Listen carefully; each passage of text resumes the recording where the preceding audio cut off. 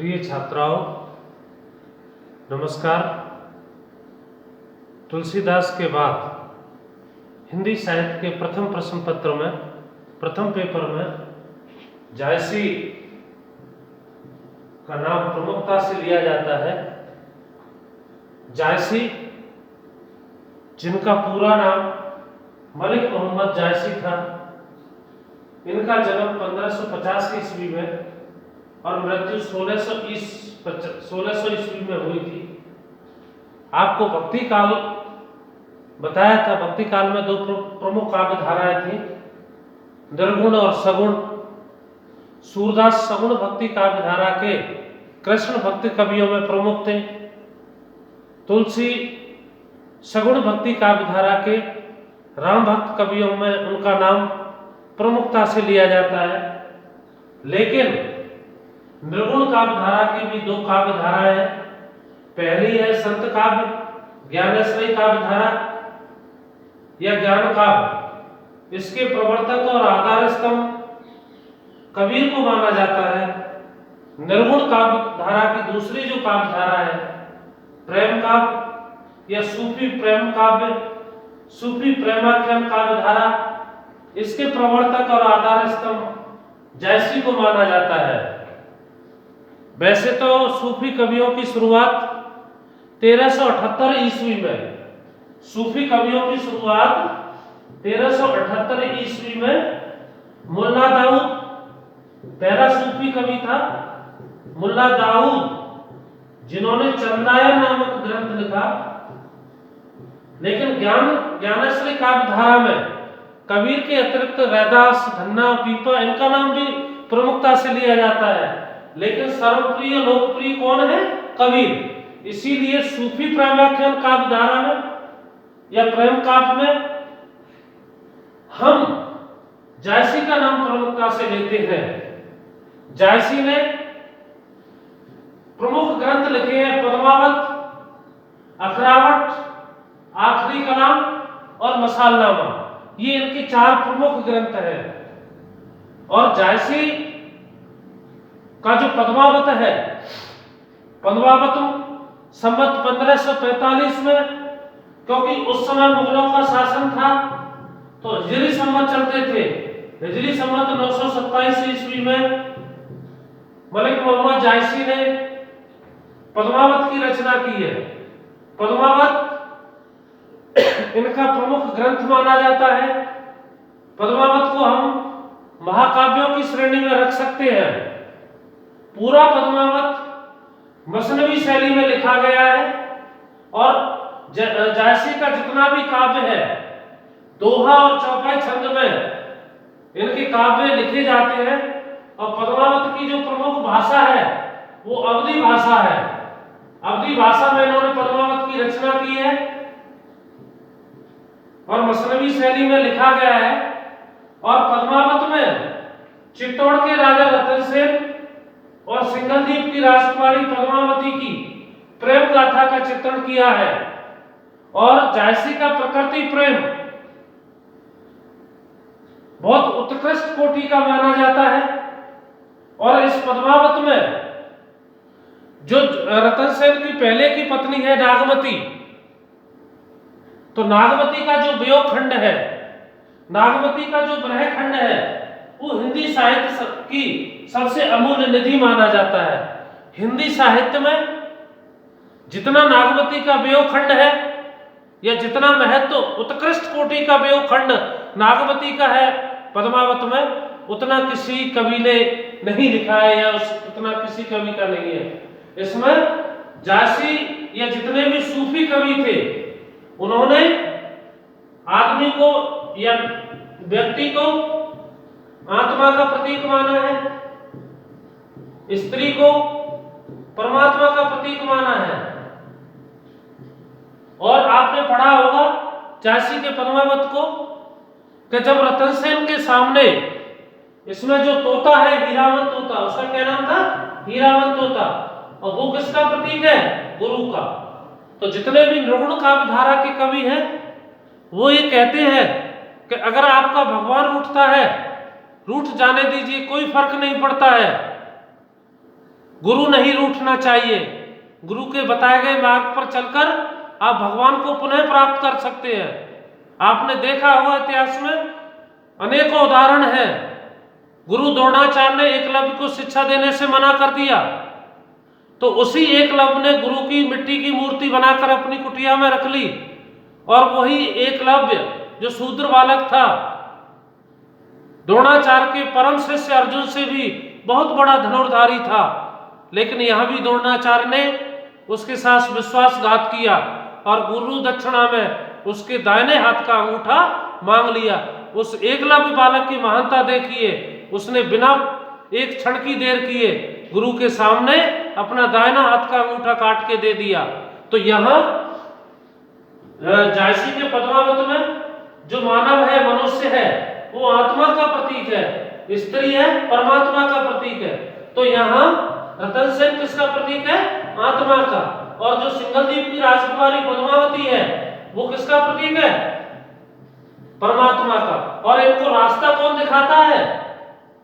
गुरु। तो यहाँ निर्गुण काव्य धारा के जितने भी कवि हैं वो ये कहते हैं कि अगर आपका भगवान रूठता है, रूठ जाने दीजिए, कोई फर्क नहीं पड़ता है, गुरु नहीं रूठना चाहिए। गुरु के बताए गए मार्ग पर चलकर आप भगवान को पुनः प्राप्त कर सकते हो। और जायसी के जितने भी काव्य हैं सब मसनवी शैली में लिखा गया है।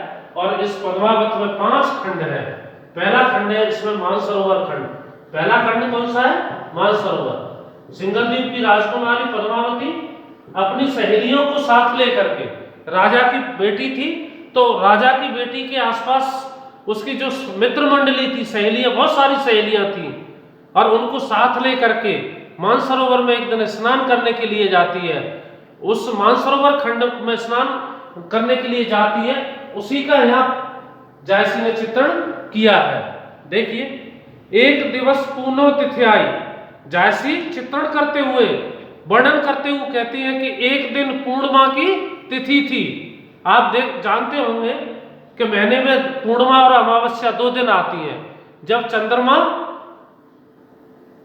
अमावस्या से लेकर के पूर्णिमा तक, जिसको हम शुक्ल पक्ष कहते हैं, प्रत्येक दिन चंद्रमा की कलाएं बढ़ती चली जाती है, और जब पूर्णिमा होती है तो चंद्रमा पूरा आकाश में खिला हुआ दिखाई देता है, यानी वो अपनी 14 कलाओं से युक्त दिखाई देता है। उसको हम शुक्ल पक्ष या पूर्णिमा का पक्ष कहते हैं।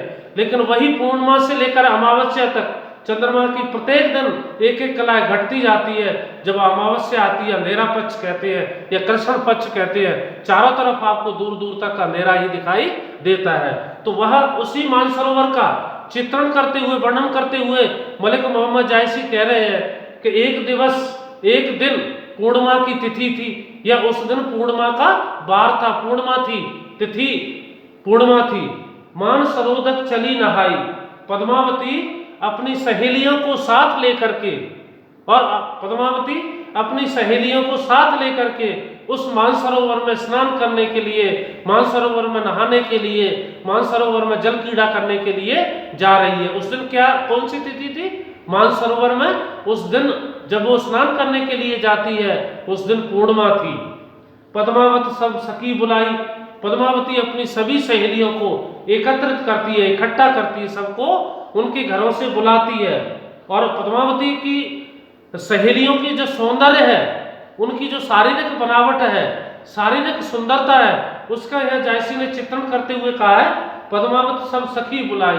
पद्मावती अपनी सखियों को बुलाती है। जल फलवार सवे चले आई। और पद्मावती अपनी सहेलियों के साथ चलती हुई ऐसे लग रही है, ऐसे दिखाई दे रही है, इतनी सुंदर प्रतीत हो रही है, जन्मिस मानो साक्षात फुलवारी का एक पूरा खेत एक साथ उठ के चला जा रहा हो। क्योंकि उनकी जो सहेलियां हैं उनकी तुलना अलग अलग पुष्पों से दी है, और उन सब पुष्पों के बीच में जो पद्मावती है वो और अत्यधिक सुंदर लग रही है। तो पद्मावती अपनी सहेलियों के साथ चलती हुई ऐसे लग रही है मानो फुलवारी एक साथ चल पड़ी हो। कोई चंपा के समान सुंदर है, कोई कुंद सहेली, कोई कुंद कनेर के समान सुंदर है, कोई सुकेतु, कोई केतकी के समान सुंदर है, करुण रस बेली, करुण रस से भरी हुई है, यानी उनकी जो शारीरिक बनावट है किशोरावस्था को पार कर लिया है, युवावस्था की ओर अग्रसर है। किशोरावस्था और युवावस्था की दहलीज पर खड़ी हुई हैं पद्मावती की सहेलियां, यानी उनमें यौवन प्रस्फुटित होने लगा है, धीरे धीरे वो युवावस्था से भरपूर है, यानी उनमें युवावस्था फूट फूट कर दिखाई दे रही है। कोई गुलाल के समान लाल है, सुदर्शन राती प्रेम के रंग में रंगी हुई है, अर्थात उनका चेहरा, उनका जो मस्तिष्क है वो प्रेम के कारण चमकता हुआ दिखाई देता है। कोई सो बकावर बकचन भांति, और किसी ने शरीर पर जो वस्त्र धारण कर रखे हैं, बकचन वस्त्र, भिन्न भिन्न प्रकार के अलग अलग प्रकार के सुंदर वस्त्रों को धारण कर रखा है। वो शारीरिक रूप से सुंदर है, लेकिन शरीर पर जो सुंदर वस्त्र और आभूषण धारण करने से उनकी सुंदरता और अत्यधिक बढ़ रही है।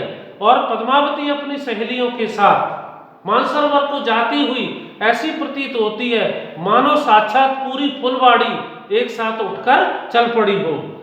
कोई मौलश्री के समान सुंदर है, पुष्पावती कोई पुष्पावती, किसी ने अपने बालों के सिर के बालों में पुष्पों को गूंथ रखा है। आपने जब साउथ दक्षिण भारत में जाओगे तो वहां महिलाएं अपने बालों में गजरा लगाती हैं, सफेद फूल इकट्ठा करके बांध लेती हैं। तो ऐसे ही पद्मावती की जो सहेली है उसने भी अपने बालों में एक फूल को खोस रखा है, फूल को बांध रखा है। कू जाही जूही सेवती, और कोई जूही के समान सुंदर दिखाई देती है, शारीरिक रूप से सुंदर है, लेकिन उन आभूषणों को धारण करने से उनकी सुंदरता और अत्यधिक बढ़ रही है। कोई सोने जब इसने अपने शरीर पर इतने सोने चांदी के आभूषण धारण कर रखे हैं, ऐसे लग रहा है जैसे सोने का लेप कर दिया, सोने से ढकी हुई है, ऐसे लग रहा है जैसे पीला पूरा सोने से युक्त हो। कोई केसर, किसी ने केसर का लेप कर रखा है। कोई श्रृंगार हार नागेश्वर, किसी ने अपने गले में श्रृंगार के रूप में हार, जिसे सीता रानी और आज की भाषा में नेकलेस कहते हैं, वो धारण कर रखा है। तो उस हार या सीता रानी या उस नेकलेस से पद्मावती की सहेली की शारीरिक जो सौंदर्य चेतना है वो और अत्यधिक सुंदर दिखाई दे रही है। कोई कूजा सदबर्ग चमेली, कोई कूजा, आपने देखा होगा कूजा सफेद जंगली गुलाब होता है जो गर्मियों में खिलता है। सदबर्ग कोई चमेली के समान है, कोई सदबर्ग गुलाब के समान है। कोई कदम सुरस रस भेली, और कोई प्रेम रस से युक्त है, यानी किशोरावस्था को पूर्ण करके वो युवावस्था की ओर अग्रसर हो रही है। चली सवे मालती संग फूली कमल कुमोद, सब लोग पद्मावती की सभी सहेलियां मालती के साथ, यानी मालती कौन है? पद्मावती के साथ सभी सहेलियां मिलकर इठलाती हुई, हंसती हुई, खेलती कूदती, उछल कूद करते हुए सब प्रसन्न, आज उनका मन और हृदय प्रफुल्लित हो रहा है, आनंद चित्त हो रहा है, यानी जमाने भर की सभी खुशियां उनको एक साथ मिल गई हो, इसीलिए वो उछल कूद करते हुए प्रसन्न मुद्रा में उस मानसरोवर की ओर आगे बढ़ रही हैं। वेद रहे गंधर्व गगनमिश आकाश गगन, और उनके शरीर में यह पद्मावती एवं उनकी सहेलियों ने जो सुगंधित पदार्थ अपने शरीर पर लगा रखे हैं, हवा जब उनके शरीर से टकराती है तो हवा में भी एक विशेष प्रकार की गंध निकल रही है। वेद रहे गंधर्व, उनके शरीर से एक विशेष प्रकार की खुशबू, एक विशेष प्रकार की सुगंध निकलती है। बास परम दामोद, और उस खुशबू के कारण, उस बास के कारण चारों तरफ का जो माहौल है वो खुशबूमय या आनंदित हो रहा है। पद्मावती जिन्होंने अपने शरीर पर सुगंधित पदार्थों का लेप कर रखा है, लगा रखे, छिड़काव किया हुआ है, जब हवा उनके शरीर से टकराती है तो जो कोई भी उनके पास से गुजरता है तो उसकी नाकों में भी उनकी अच्छी महक, सुंदर खुशबू उनसे टकराती है। और अब वो मानसरोवर के किनारे, किनारा या तीर या पाल जिसको कहते हैं, वहां पहुंच जाती हैं। और जैसे ही मानसरोवर के स्वच्छ और पवित्र जल को पद्मावती देखती है, और उस पवित्र जल को देखकर जब उसके सामने वो अंगड़ाइयां लेती है, उसका यह जायसी ने चित्रण किया है। खेलत मान सरोवर गई, आज मानसरोवर में जी भर के खेल खेलने के लिए, जल क्रीड़ा करने के लिए, स्नान करने के लिए वो मानसरोवर पहुंच जाती है, मानसरोवर चली जाती है। जाय पाल पर ठाड़ी भई, और उस मानसरोवर के किनारे पर, मानसरोवर के तीर पर, मानसरोवर की पाल पर खड़े होकर के उसको निहारती है, ठाड़ी भई, और उसके विस्तृत अनंत जल राशि को, स्वच्छ और पवित्र जल राशि को निहारती है। और स्वच्छ और पवित्र जल राशि को देखकर पद्मावती एवं उसकी सहेलियां आनंद चित्त हो जाती हैं, प्रसन्न चित्त हो जाती हैं, मंत्रमुग्ध हो जाती हैं। और देख सरोवर हंसे कुलोली, और मानसरोवर में हंस विचरण करते हैं। और हंस में ये विशेषता होती है, क्या होती है हंस में विशेषता, कि दूध और पानी को वो अलग अलग कर देता है। तो देख सरोवर हंस कुलोली, पद्मावती जब मानसरोवर के किनारे पर खड़ी होती है और मानसरोवर में हंसों को विचरण करते हुए, घूमते हुए देखती है, पद्मावत सो कहे सहेली, और हंसों को विचरण करता हुआ देख करके पद्मावती अपनी सहेलियों को कहती है, सहेलियों को संबोधित करती है। क्या कहती है? ए रानी मन देख बिचारी, रानी सहेलियां, हे सहेलियों देखो, बहुत कम समय रह गया है अब हमें मायके में रहने के लिए, क्योंकि उनमें से कई जो सखियां हैं, कई जो सहेलियां हैं पद्मावती की, उनकी शादी की बात उनके घर में चलने लगी है। तो पद्मावती क्या कहती है? ए रानी, अरे सहेलियों, मन देख बिचारी, मन में अच्छी तरह देख लो, सोच लो, क्या यही नहर रहना दिन चारी, नहर विस पियर, मायका, इस मायके में अब हमें 2-4 दिन और रहना है। क्यों रहना है? क्योंकि एक लड़की मायके में जब वो बड़ी हो जाती है, शादी की योग्य हो जाती है, तो उसके घर वाले उसकी शादी कर देते हैं और वो अपनी ससुराल चली जाती है। तो पद्मावती भी अपनी सहेलियों से यही कह रही है, कहे सहेलियों आज जी भर कर खेल खेल लो। क्यों? क्योंकि अब मायके में 2-4 दिन और हमें रहना है। जो लग अहे पिता का राजू, अभी तो यहाँ पिता का राज है। किसका राज है? पिता का। खेल ले जो खेलो आज, आज जी भर के खेल खोल लो। क्यों? शादी के बाद फिर तो पति के अधीन हो जाएंगे और पति की इच्छा होगी तभी हम मायके आ सकती हैं, बिना पति की मर्जी के मायके नहीं आ सकती।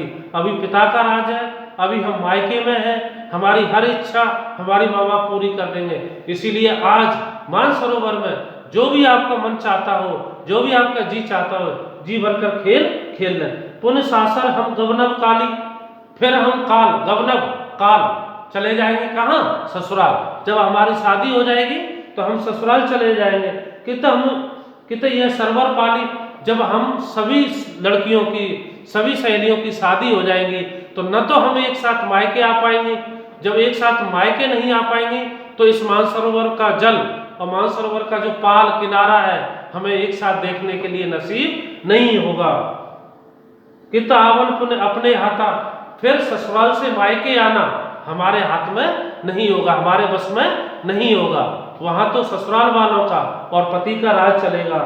कित मिल के खेलब एक ऐसा था, इसीलिए फिर ससुराल में जाने के बाद हम एक साथ नहीं आ सकती और मायके आना हमारे बस में भी नहीं होगा, हमारे हाथ में भी नहीं होगा। इसीलिए सभी आज जी भर के जो भी आपका मन चाहता हो सभी खेलों को खेल लो, सभी मानसरोवर में अच्छी तरह जल क्रीड़ा स्नान कर लो।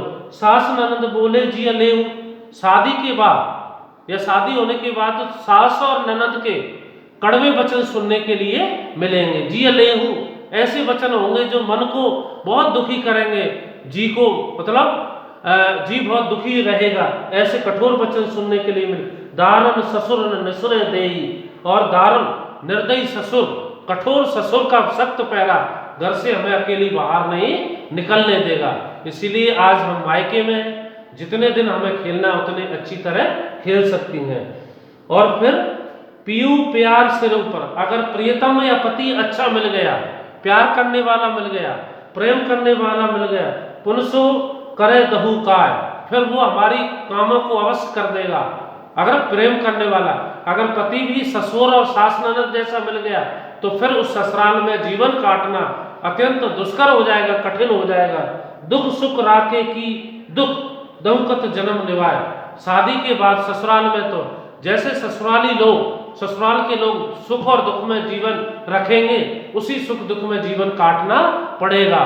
फिर हमें अपनी मर्जी से, अपनी इच्छा से हम कोई काम नहीं कर सकेंगे। ये एक सांसारिक ज्ञान भी है। आप देखो, जब लड़की की शादी की बातें होती हैं और वो लड़की जो 20-22 साल आपके परिवार के साथ रहती है और 2 दिन में शादी होने के बाद वो पराई हो जाती है। इसीलिए हमारे कालिदास का विज्ञान शाकुंतलम, अगर किसी के पास संस्कृत होगी, पढ़ा होगा, तो उसमें कहा गया अर्थो ही कन्या पर की व ऐब, अर्थात कन्या पराया धन होती है। माँ बाप भी यही मानते हैं। हालांकि लोग जितने शिक्षित होते जा रहे हैं वो उस कॉन्सेप्ट या धारणा को बदलने की कोशिश कर रहे हैं। अब लड़की पराया धन नहीं, अब लड़की लड़कों से ज्यादा अपने माँ बाप का दायित्व निभाती है। इसीलिए पद्मावती अपनी सहेलियों से कहती है, हे सहेलियों, मन में सोच लो, अच्छी तरह विचार कर लो, अभी हम मायके में हैं, पिता के राज है, और जो कुछ भी खेलना चाहती है, जो हमारी इच्छा है, सभी इच्छाएं पूरी कर लो। ससुराल में जाने के बाद, शादी होने के बाद, फिर तो हमें सास और ननद के कठोर कड़वे वचन सुनने नहीं मिलेंगे। निर्दयी ससुर मिलेगा जो घर से बाहर नहीं निकलने देगा। अगर पति अच्छा मिल गया तो वो आपके मन की बात है जरूर समझेगा, आप जो चाहेंगे आपकी इच्छा पूरी करेगा। अगर वो भी उन जैसा मिल गया तो ससुराल में जैसे वो लोग रखेंगे वैसे ही जीवन का निर्वाह करना पड़ेगा, उसी प्रकार जीवन को बिताना पड़ेगा। बहुत बहुत धन्यवाद।